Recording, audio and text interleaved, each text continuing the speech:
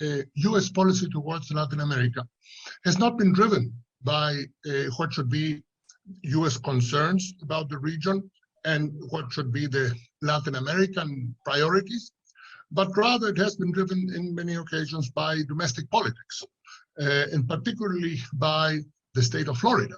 Florida was until recently the most significant swing state with the largest number of electoral votes that were not predetermined, meaning sometimes they will be won by Democrats, sometimes they will be won by Republicans.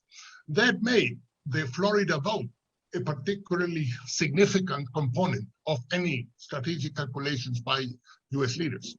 And that meant that catering to the Florida voters was paramount. Now, I would argue that Florida has ceased to be a swing state. Trump won it by 400,000 votes in 2020. So it seems to me that this concern should be left aside. In the United States, and particularly Democratic presidents, should start to focus on the needs of Latin America and the priorities of Latin America and how they can be combined with those of the United States, rather than catering exclusively to the priorities of Florida voters. What do you think about the state of China-US relations, and how would Latin America countries would be able to tread the line that would make you have the best benefits? The way forward is by following a certain approach, an approach that I and two colleagues of mine, Carlos Fortin and Carlos Ominami, have referred to in a recent book as active non-alignment. What we call is for a policy in which Latin American countries do not take sides. It is not a defensive position, but rather it is an assertive position that realizes that we live today in a very different world, one in which the global South has taken a preeminent role in world affairs, one in which the old diplomacy, the cahier de doléances of the old third world, asking for massive transfers of resources from the north to the south, is obsolete.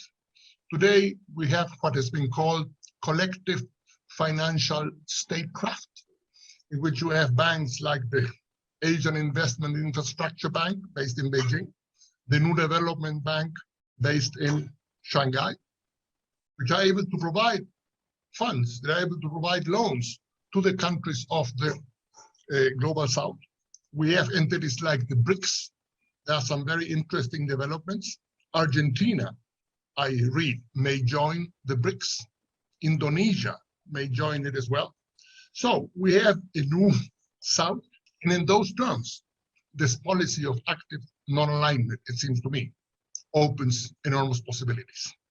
What I would say again is that the United States during the last few years also has not had a very consistent policy.